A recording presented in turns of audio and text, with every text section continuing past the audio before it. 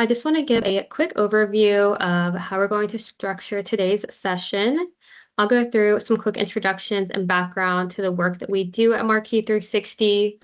We'll take a look at options for the upcoming Project Online Retirement, and then get into a demo for today.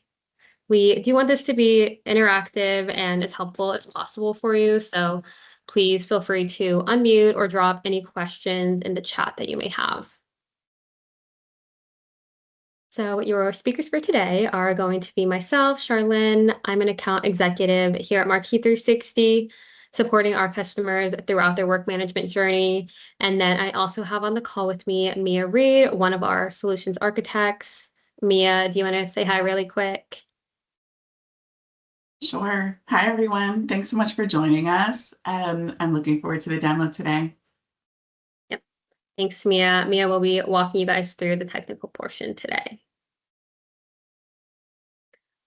All right, so a little bit about Marque360. We have been a Microsoft Partner of the Year finalist for project and portfolio management for the past few years. And what that means is that Microsoft recognizes us as a trusted partner to support their customers throughout their Microsoft journey and investment.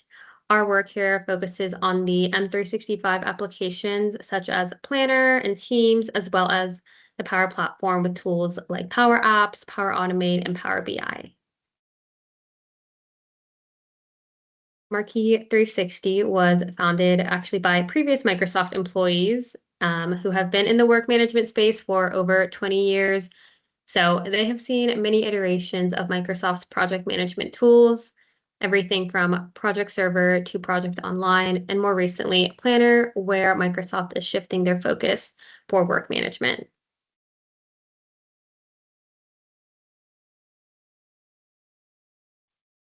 The work that we do focuses on 3 areas for success.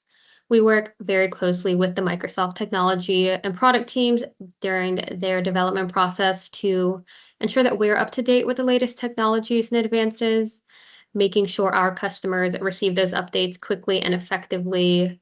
The Power Platform is where Microsoft is focusing a lot of their new technology and upgrades to give you those low code, no code solutions and allow you to take some development into your own internal teams rather than having to rely on custom coding. We also act as your trusted advisor throughout your work management journey by providing in-depth conversations around requirements, implementation and design, as well as post-deployment support to make sure your team has everything they need to be successful.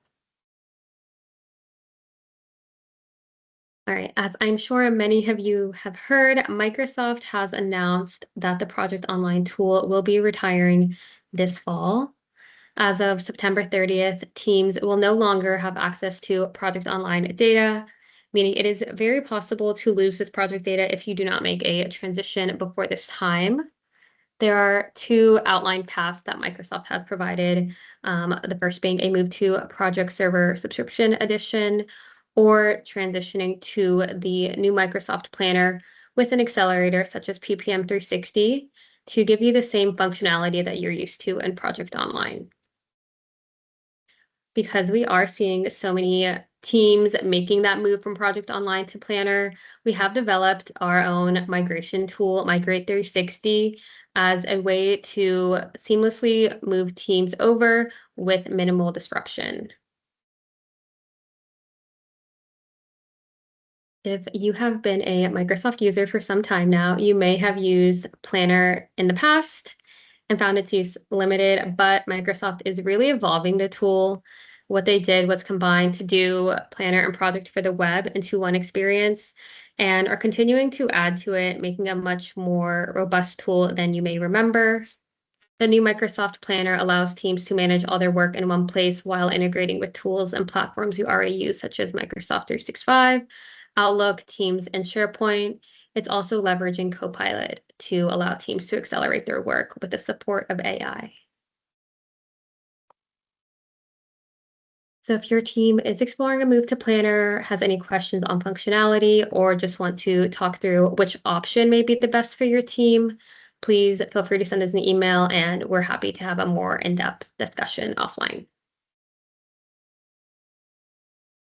All right, I'm going to go ahead and pass it over to Mia to talk more about our Planner Accelerator PPM 360.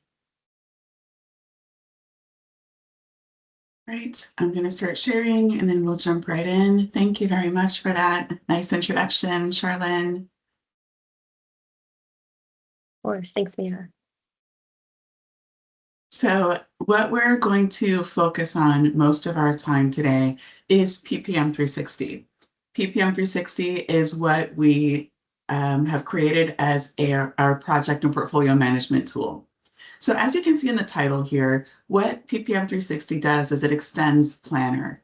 So at the core of PPM 360 is Microsoft Planner. So everything that you're used to with Planner for managing tasks is there. We also add in templates and things like that so that you can really get off to a good start when you're creating projects. But beyond task management that Planner provides, there are so many other things that you may need to manage along with your projects, your status updates, risks, and issues. And then with that, you might also have things like automations where you want to keep people informed about certain updates. So what we do is everything that you need for project and portfolio management, we add that on top of Planner. The end result is PPM 360, which gives you everything that you need for, sorry, I bumped my mouse for a second. It gives you everything that you need for planning your schedule and task management. It also integrates with Teams. So if you choose to collaborate in Microsoft Teams or have people that are assigned to tasks go straight into Teams to make updates, they can. Power Apps is the main thing that we use to extend this to give you resource management, program and portfolio management, and time tracking. Everything is stored in the cloud. There are everything that you would get with Microsoft 365 is easy to integrate along with this. Power Automate takes care of workflows and notifications, approval requests.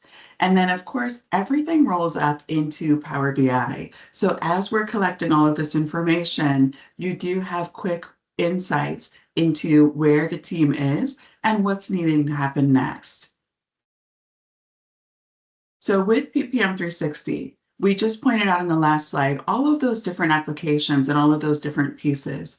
One of the great things about PPM 360 is that you don't need to go into all of those different applications. So you don't need to go into Power Apps for one thing and then go over to Power Automate for something else and then move back and forth. Everything comes together seamlessly within PPM 360. It's very easy to navigate, and we'll walk through navigating there today. It's got some simple things like project views that are really easy to interact with. And it has a lot of the benefits of coming with the Power Platform. It is scalable, for example. So if we have different departments or different business units in your organizations, it's something that we can easily scale to fit those other groups.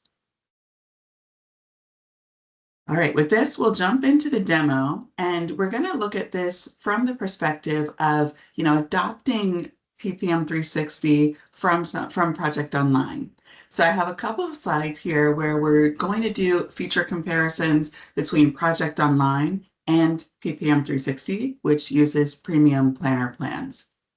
During this first part, what we'll do is look at, what you see when you first log in.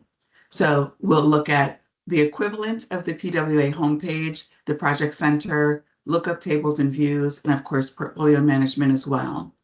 What you're going to see throughout these demos are that everything that you can do in Project Online, there is an alternative in PPM 360. And that alternative in PPM 360 is going to present a nicer interface, but then also a lot more features. So we'll walk through these.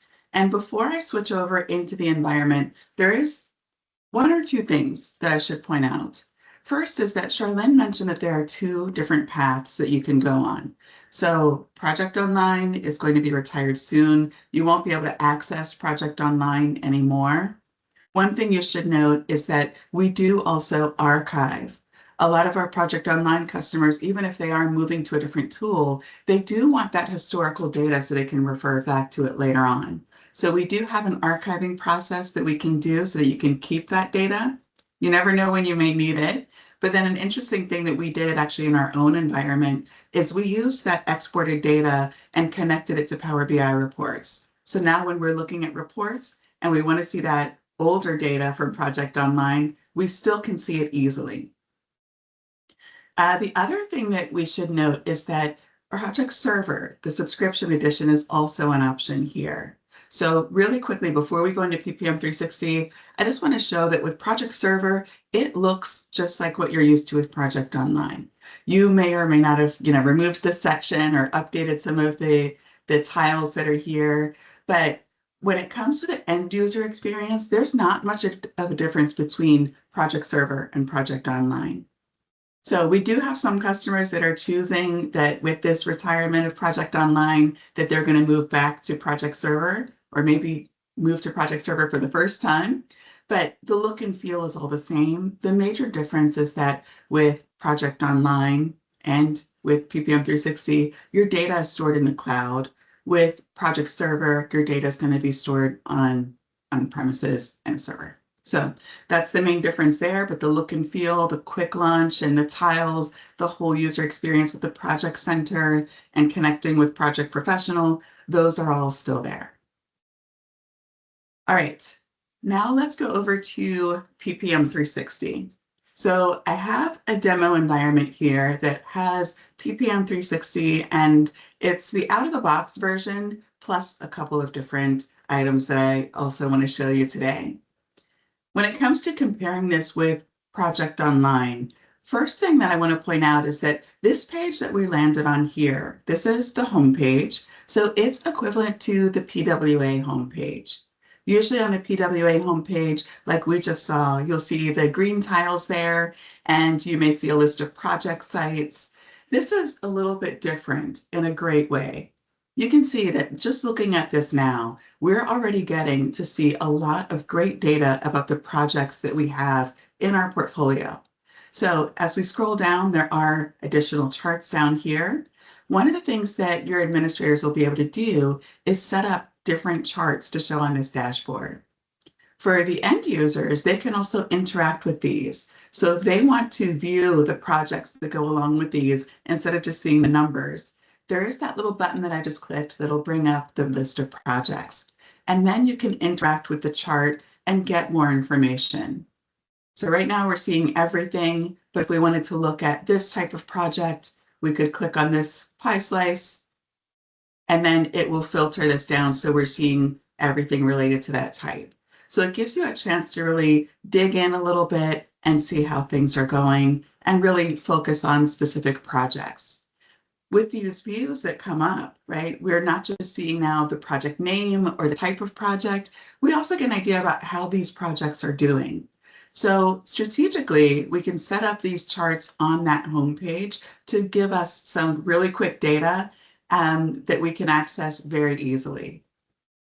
Another option for the homepage is to actually embed Power BI reports here. So with that, sometimes we'll have different views here. In our demo, we just have the one view here, but it's possible to have additional views based on the information that you want to see. All right, so that's really important to know and already is way beyond what we're used to with the PWA homepage. Another thing that we'll see when we first log into Project Online, we're on that homepage, maybe you've bookmarked another page, but one constant is the quick launch in Project Online. The quick launch will take you to different parts of Project Online. It'll help you get to the project sites. It'll help you to get to the different list of projects in the Project Center. The equivalent of that here is this menu on the left side. Now, this menu on the left side is a lot more interactive as well. Some of the things that your end users will be able to do here is not just visit the home page and these other sections that we see here, but they can also pin areas. So it's like a way to bookmark items within PPM 360.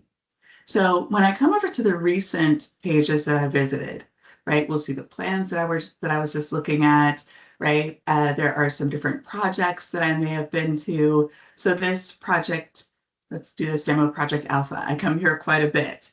So as soon as I hover over it, there's an option to pin that. And now when we look at the pinned projects, we'll see that here. From here, I can click on this and go directly into the project. So we get to bypass the whole thing with looking at the list of projects that you're used to in the project center and then clicking on that link and choosing how to open it. Here, it's just really a couple of clicks. Let's say that right now, these two plans are the ones that I'm spending most of my time on. Once that changes and these projects end and other projects start, I can always update my list of pinned projects so that it always reflects the projects that I need to get to the quickest. So far, the PWA homepage, instead of that with PPM 360, we have the homepage dashboards. And then we saw the quick launch, which we'll look at more and more to look at these different aspects, but we can already see that interacting with it is a little bit different, a little more friendly as well. One thing about this menu here on the left is that you can add links to anywhere. So if your team is also using a SharePoint site, and it's really nice to have quick access to it, you can add that to this left menu.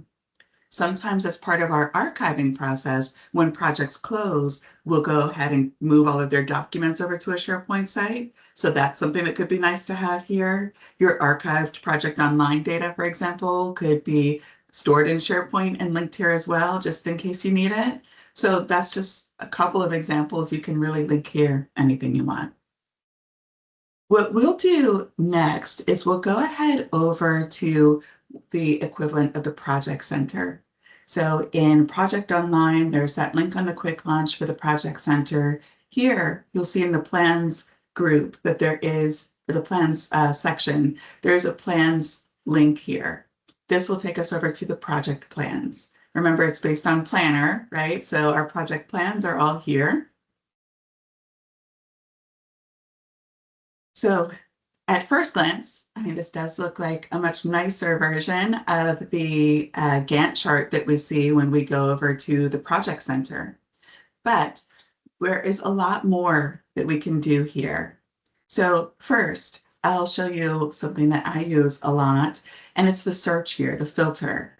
One of the things that you can note here is that as long as you know part of the project name, you can type it in and then see the matching results. We obviously have a lot of demo projects in this environment, so we're getting a lot of results here.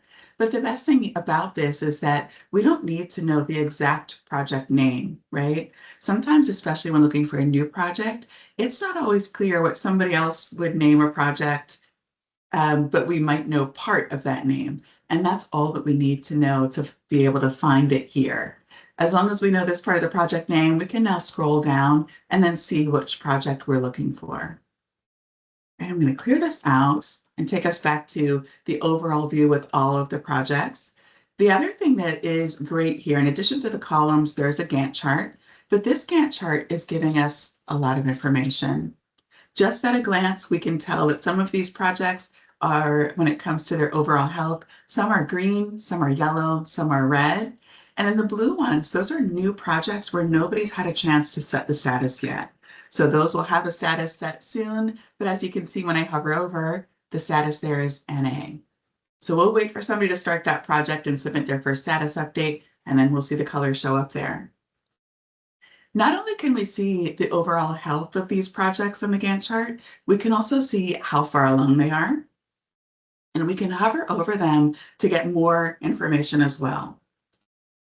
So instead of using that space for columns, right, we could add columns here, but we can see that information when we hover over the projects.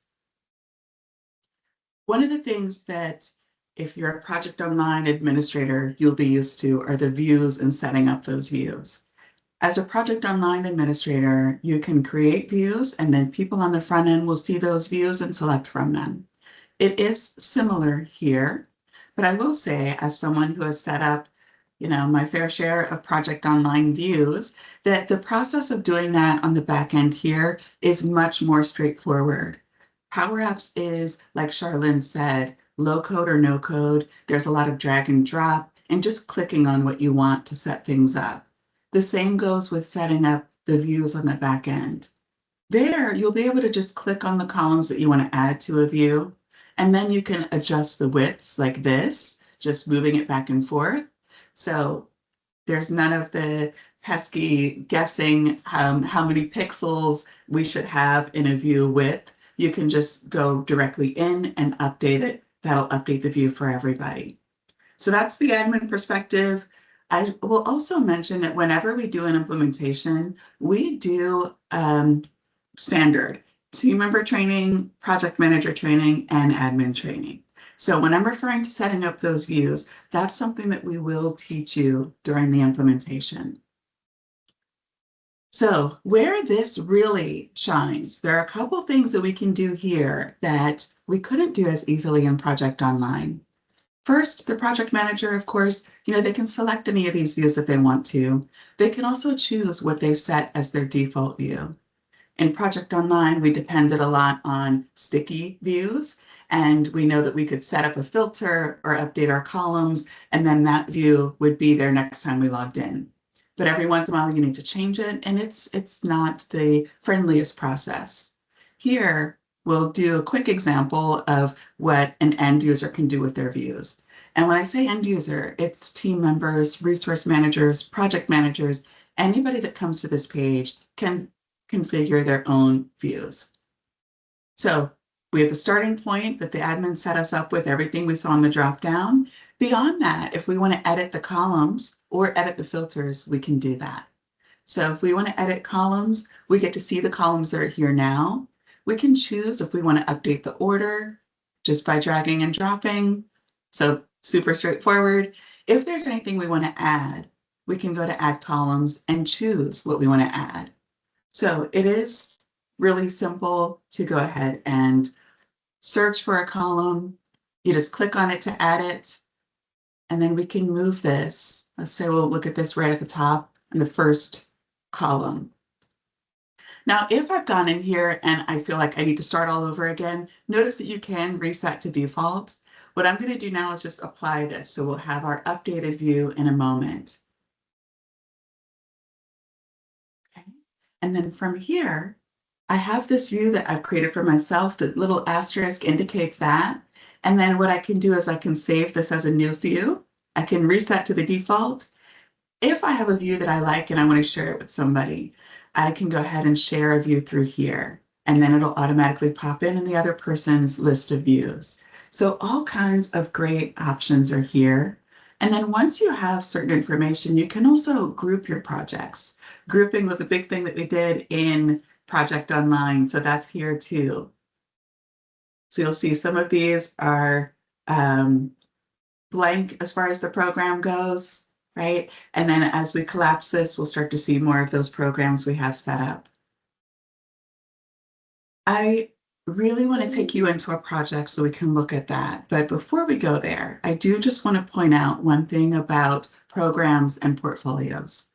In line with us kind of using this time to compare Project Online with PPM 360, one of the things that I'll note is that with Project Online, it didn't come inherently with a way to manage your programs and portfolios.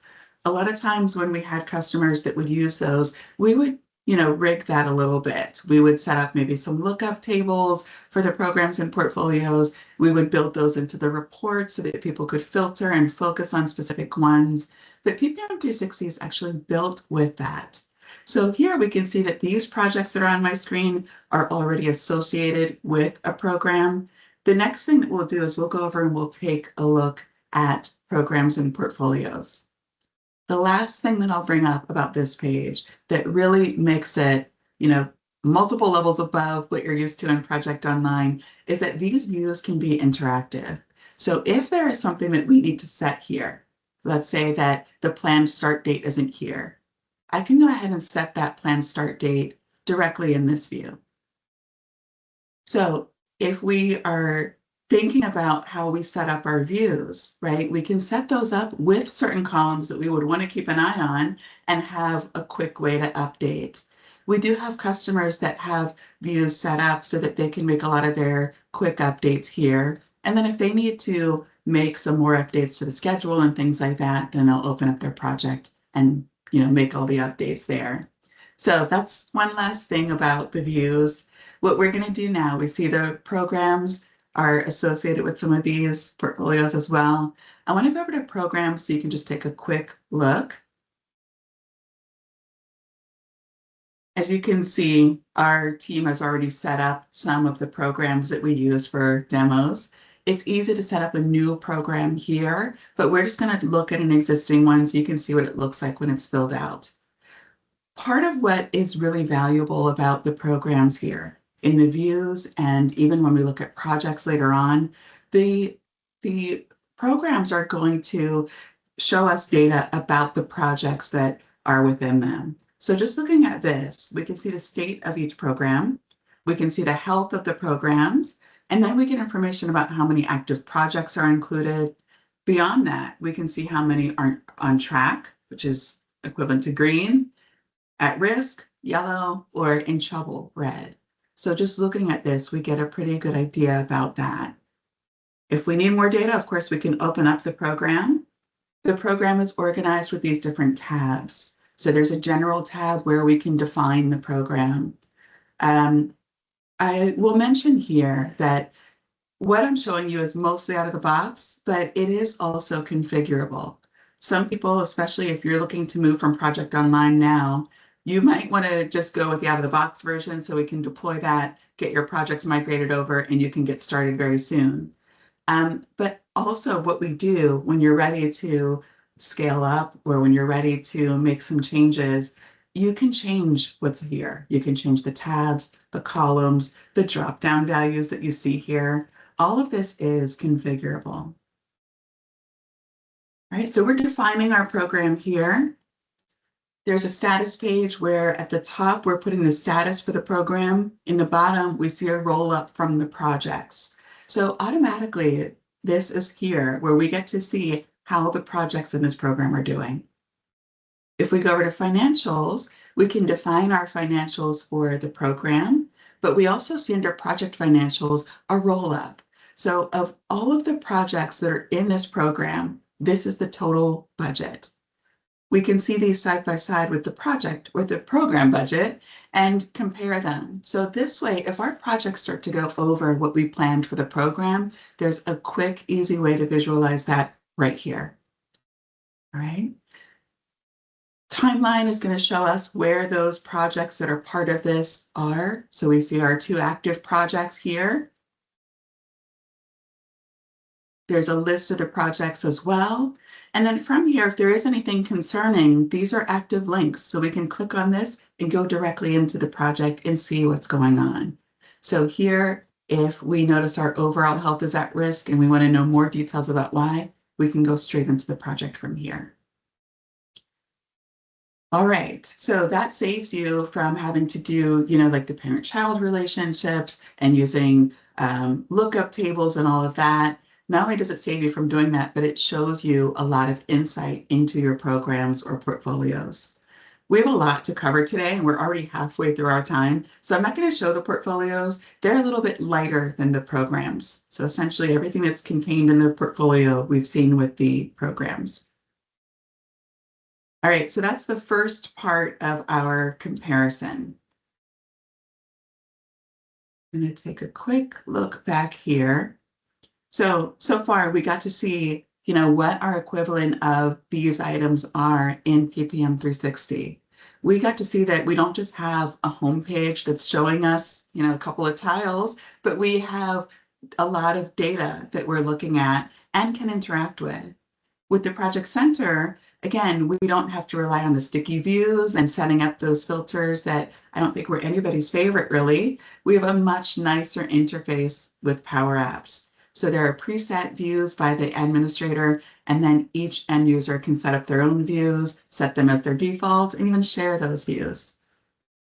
And then with lookup tables and views, we can configure easily the metadata in the fields. We can do that as part of your implementation, but remember the admin training will teach you that as well. And then with portfolio management, there's a whole section here that doesn't exist at all in the same way as it did in Project Online. Now, if you are not using, programs and or portfolios yet, it is simple to just hide that section on the left menu. You don't have to use everything that I'm showing you, but it's good to know that the option is out there. Now, when we continue with our feature comparison, this time we get to open up a project. We get to look at the scheduling part, which again is going to be very similar to Premium Planner. We'll get to see what the equivalent of the project sites are. And same with the governance workflow and items like issues, risks, but also decisions and lessons learned are baked in here as well. So I'm going to start out on our homepage. Going to click on plans, which is similar to going over to the project center. And I'm going to just open up an existing plan.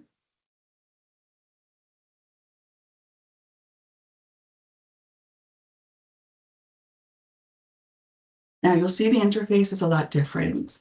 One of the things that we would focus on when we were training people to use Project Online, we had to have a heavy focus on checking in and checking out, having that read-only schedule, but then also publishing. We don't have to do all of that here. So I hope that that is a relief. It's a lot more straightforward. Just looking at this page here, there isn't the ribbon, right? Another thing that we had to focus on a lot when training people with Project Online is what to find on each ribbon, right? Here, there is a very simple menu at the top, and the menu is configurable, right? We have created a planner integration so that everybody can see their projects and tasks in Planner. So we added that to the top menu. We integrate with Microsoft Teams as well, so that if you want to update tasks or communicate and then switch back and forth in Teams, there's a link to Teams here. We have an AI tool, a PM assistant called Prodigy. We've added that up here as well. So this is configurable. Sometimes we hide things, sometimes we take things away. It all depends on what you need. As we start to go down a little bit on the page, we'll see the project governance workflow.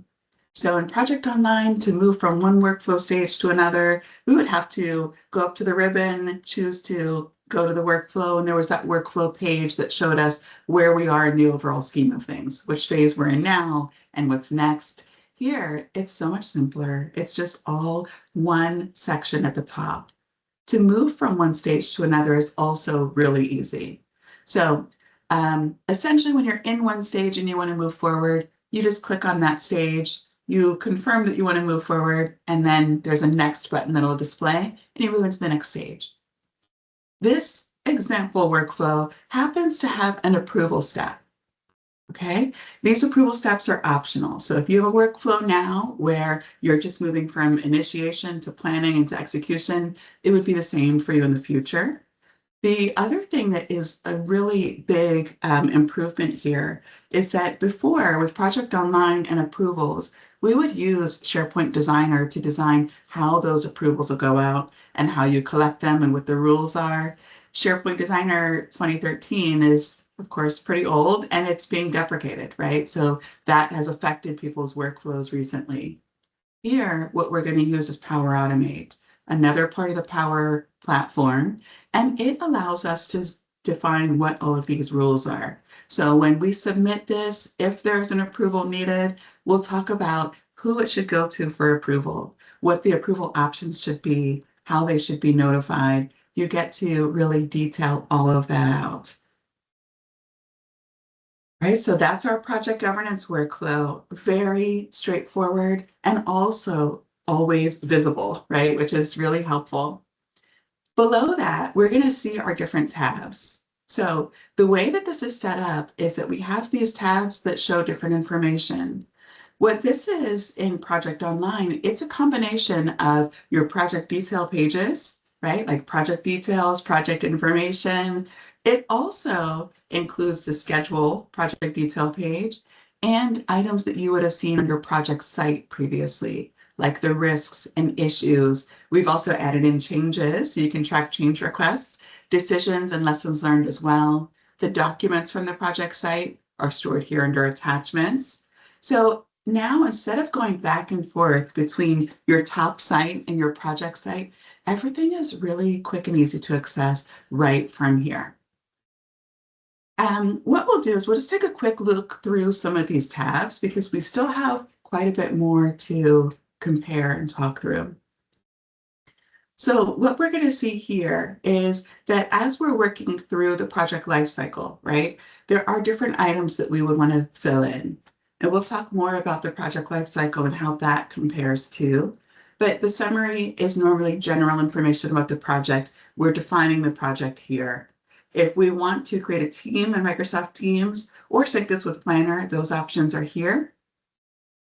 If we want to associate this project with a program or a portfolio, those are here. Notice this is also a link, right? So if we wanted to view this program, all we would need to do is click on the link there. Our dates are all here in the schedule summary. There is a lot of information that we can have here. The project charter also, if you're capturing a project charter, usually what we'll do is we'll take that and build those as columns here. So then you could just fill it out in this area. The financials, we saw those roll up into the programs earlier. This is one version of what the financials could look like. This is our lightest version, where we're simply just putting in the numbers. Some of them are going to be calculated. These will roll up into portfolios and programs if you would like them to. For more detailed financials tracking, if you have invoices or purchase recs and purchase orders, we do have a financials module that you can use for that. We also use in our financials module a place to track your budget for certain line items. So if you have certain things you want to be able to enter in, like that you're going to spend money on hardware and software licenses and all of that kind of stuff, you can have it so that the PMs can enter in those rows. And then you put in what the budget is on a monthly basis or yearly basis. And you'll be able to see and track the budget, the forecast, and the actual costs. Now, we offer that because a lot of our project managers that have come from different organizations, one of the things that they're trying to get a hold of constantly is their current budget. And sometimes they might need to reach out to the finance team or, send messages and wait for responses and follow up. This can also sync with other financial apps, whatever you're using, to roll up and show the numbers here. And that way the PM has an idea of where things are at any given time. I will also show that there is a place for status reports. A big part of our efforts here, not just with financials and making that easier for PMs, but across the board, one of our favorite things to do is to take a process that takes a long time for PMs and maybe is a bit of a pain, and then make that a lot easier. So status has a couple of examples from that.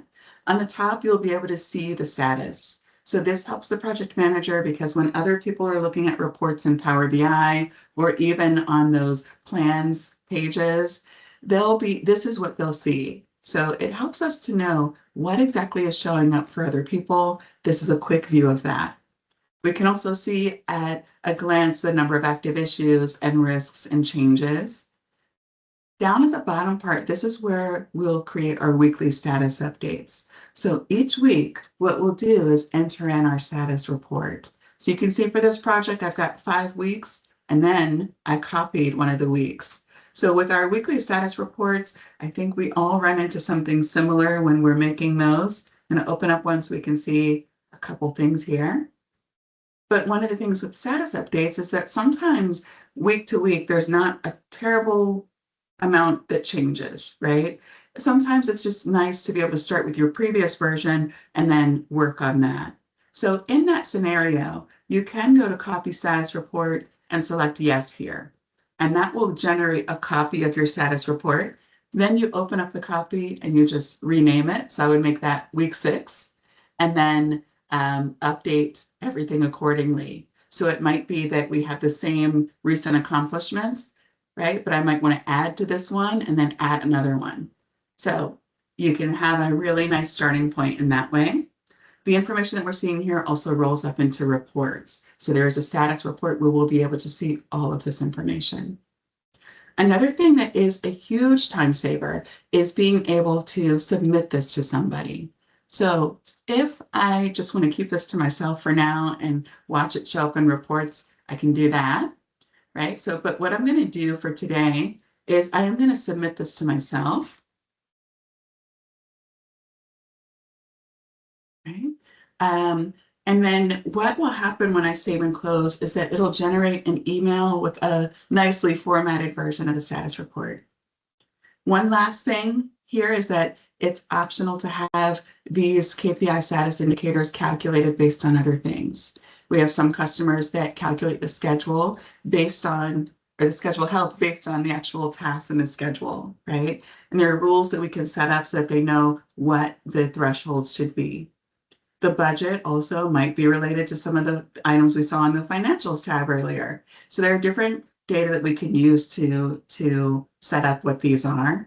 And then on top of that, we'll see that overall health is calculated based on the other values. So if anything is yellow, overall will be yellow.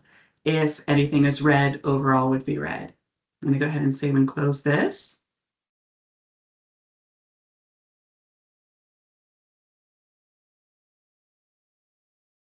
And as I did that, our status report was emailed to me. So I just hurried up and double clicked it to open it up, and here it is. So it's taking everything from that status report and updating it. This is from the save I did before I updated these all to green. So that's why these two are yellow. Right, I'm gonna minimize that. Let's go ahead over to some familiar items from a Project Online project site, and we'll look at risks and issues. Well, these all work in a very similar way, so we won't spend too much time here, but I want to make sure you get a chance to see it. Just looking at this, right? If you're on Project Online, you're used to the SharePoint list that we would use to track the risks and issues and the other artifacts. Here, there is a much nicer, more interactive way of working with these. Here we can see that we've got some items that are active. We can just look at the cards and expand them. If we want to see high-level data, we can also edit these. So editing the record will bring up the form. This part is going to look a lot like what you're used to on a SharePoint list. But again, you can configure this so that any fields that you want to define your risk or your issue display. All right. So just want to give a quick glimpse as to what that looks like. And then I'm going to close this and go back to our main page. But let's say that something moves from active to on hold, or hopefully soon to closed. You can just drag and drop to update that. Okay, so instead of having to open things up and make a lot of updates, it is quick and easy to do that. That way, if we know that we're going to be looking at reports, then we can have these in the right status. There's also an automation that is built into our out-of-the-box solution where you can convert a risk into an issue. So when we're creating these risks, we're all hoping that they don't come true and that we can just close it. But let's see that we are having an issue with this weather, right? So then what we can do is convert this into an issue. It'll create the issue and carry over some of the data that we captured as part of the risk. So you have a little bit of a head start there. Issues is going to look very similar. Changes is going to be more like your traditional list, but there is also an automation built in here. So when you go to request approval for this change, that's all handled from within this one record. When we're ready to request approval, we'll set this to requested. What that'll do is it'll send it to whoever is in this assigned to field. Now there, what's really great is that the person that is going to come in to review this, they'll get an email. So we can detail out if any information from the project will be included in that email. There's also a link to the project. So if they need to come in and just view the project, they're able to do that. And we don't have to worry about licensing and all of that. They'll be able to use the link to view the project, make their decision, and they can approve or reject from the email, right? So they don't have to interact with the Power App if they don't want to. And then that status will update here. With decisions and lessons learned, here again, it's more of the traditional list that you're used to, but it is built using Power App. So we would still go to new, fill out the form. These can roll up into reports and all of that great stuff. All right. One of the next things that I wanted to make sure that we are considering when we talk about our comparison is the overall project lifecycle, right? You could start out just where we were today. You might open up PPM 360, go over to the plans area, create a new plan, and start working, right? If you need more of demand management setup, we do have an application that works with PPM 360 for that. And it is part of our out-of-the-box full version of PPM 360. We also have a timesheet app. So if you're using the Project Online timesheets and you still need people to submit time and then the PMs can view that and approve it, we have a timesheet app that we've built for that. I talked a little bit about financials already. We were looking at the financials page and I couldn't resist. So we talked about that. And then the Project Online reports. We always, when we would deploy Project Online, we had a report pack that would go along with it. We also have a report pack for PPM 360 that gives you everything you need for program and portfolio management. So that's where we're headed next. I'm going to give a brief overview here, just in the interest of time. I want to make sure we save a few minutes for questions, but as we're going through this, if you do have questions, feel free to type in the chat. I do have the chat open on a different monitor, so I'm keeping an eye on it, or you can just raise your hand or jump in. So when it comes to the overall project lifecycle, right, there are a couple of things that we should consider. First are the project requests. If you need a place for people to submit ideas for new projects, and then for those ideas to be evaluated and scored and reviewed before an actual project is created, then the intake app is perfect for you. What we're going to see here is that this is one location where anybody can come and enter in an idea for a project. We can restrict the group if you want, or we can open it up to everybody. But what they'll be able to do is fill out key information that's needed to make a decision about whether we move forward with this as a project or not. From here, it's very interactive also. You can see high-level information. You can save drafts in here if there are things that you'll want to look at later on. And essentially what we're doing here is just capturing all the information about that new project. Sometimes we're capturing information about what roles will be needed when this project is created. So you can see here, we're getting information about the request. We're getting information about what the project would actually look like. There's a scoring module here. We can add attachments as well in case there's anything that would help somebody make a decision. And then there's an approval process. So based on information in the form, we define who it's going to go to for approval. The approver can open up this form. They can make more updates if they want to, and they can approve, and then we have a project created. So that's typically the beginning of our life cycle, our project life cycle. And then from here, you'll see some of these projects have this, which is a link to the actual project. This also includes notifications, right? Notifications for the approver, of course, so they know that there's something waiting for them. But in this case, like if I'm the project manager of one of these, I get a notification letting me know that a new project was created and I am the manager of that project. The emails also have links so that you can go directly into the project, start making your updates. So that's really important. We saw that the projects will all show up here. So as we start to create tasks and make those assignments, that part is really where Planner heavily comes into play. So we'll go back over to this project for a moment just to look at tasks. A lot of what you're used to with Project Online and the task management, that is part that's different here. What we'll see here are a couple of options.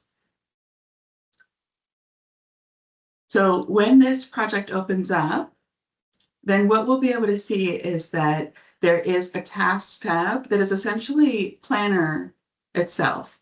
We, again, can add in templates so you have a nice starting point, but then also what will happen here is that you'll be able to update your tasks, make your assignments. For a lot of our customers that have been using Project Server and then Project Online and have been on that whole journey alongside of us, they might be used to using the Project Professional desktop app. And if that's true, we also have created an integration that will allow you to sync your project schedule with the desktop app. So with that, you could go into your MPP file, start making your edits, and then push those edits into the task tab here. So if you really like the Project Professional desktop app, you can continue to use that with PPM 360. You'll see here also inter-project dependencies. We've created a way to track those as part of the project as well. It's taken a little while to load, so you can always reach out and we can give you a much more in-depth demo of how the inter-project dependencies work. There also are task baselines. We've used Project Server and Project Online, of course. So one of the pain points that we had was, the number of baselines that are allowed and how those baselines look. Planner hasn't really come out with baselines that give you as much information as we had in Project Online. So what we've built on our Project Baselines tab is a way to capture all that baseline task information that you're probably used to. All right, I'm going to wait until, all right, we'll go here. We'll look at the inter-project dependencies. I think this project has one or two, but before we would have to create a parent project, add in the child projects, and then create those inter-project links. Here, there's a much more simple way to do that. When we go to the task tab, we'll be able to visualize those inter-project dependencies in our task area. So it gives a lot more visibility into the relationship between tasks and projects.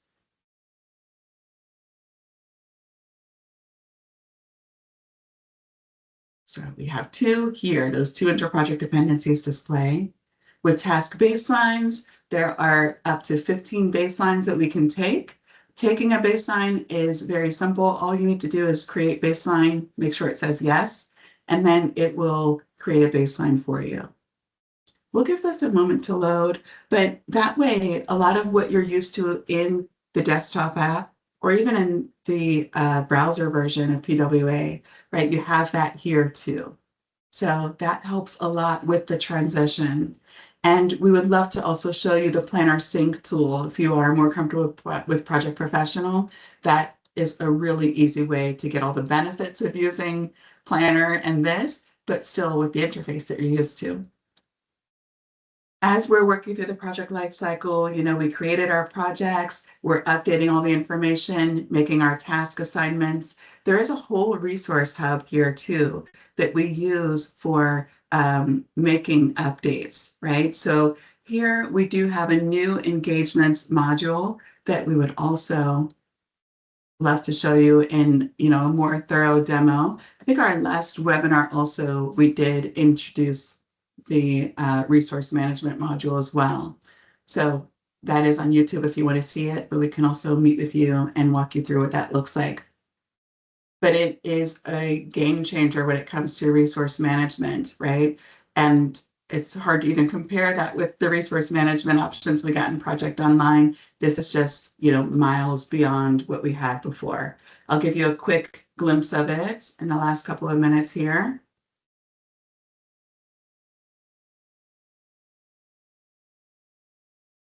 So we'll see this load in just a minute, but this allows you to track, people's availability, but then also you can use this to see what projects people are working on. So we can see here that Allison is assigned 40 hours here. And then as she starts to go up, if I were to update this to be, closer to her availability that's listed here, let's maybe change our time frame a little bit, then what we would see is that the heat map colors would come in and we would be able to see that a little bit more, that these change. Right, so we have a couple of examples in here already where she's gone over her available amount of time. So we get to see that indicated there. And then also, I have to mention, anytime that we have one of these webinars, we do have the report pack that is based on Power BI, as you can tell by the logo down here. And that's where you can get insights into all of the data that we've looked at today. The resource enhancements module that we just took a peek at, as well as the intake module, all of the tasks, the project information, programs and portfolios, it all comes together in the Power BI report pack. So I want to make sure that I mention before we leave here, just a reminder that what we looked at today was mostly our out-of-the-box solution for project and portfolio management, PPM 360. Okay. It is modular. So if there were some parts that you don't want to start out with right away or want to add later on, you can always do that. Remember that it's scalable. So if you have multiple business units or departments that need to use it in different ways, that's possible too. I'm giving you a glimpse of the report pack here, but I'm also just going to go back over to the slides just to kind of give an overview, right, of these last couple of comparisons that we did. Everything that you're used to in Project Online, there is an alternative with PPM 360. And then the alternative in all of these scenarios is a lot easier to work with, a lot more straightforward. And then along with this, we would give training, right? So that gives your PMs, for example, a chance to go ahead and have some time with us to get used to everything. So with this, remember that with PPM 360, we can manage everything throughout your project lifecycle. Remember that moving to Project Server Subscription Edition is also an option. With these, we do have training. There are workshops we can do to help you to plan your move. We have a migration tool that makes migrating from Project Online to PPM 360 very simple. Our team can set that up so that it will migrate not just your schedules, but also risks, issues, documents, and key project data as well.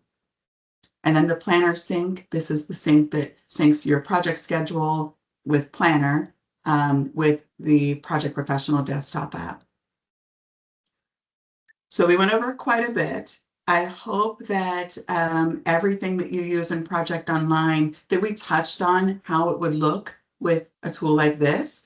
If there's anything that I missed, please feel free to stay on and ask questions. I'm going to leave us with our contact information here too, in case anybody does need to jump off since we're close to the end. But if anybody has questions, please feel free to jump in and share.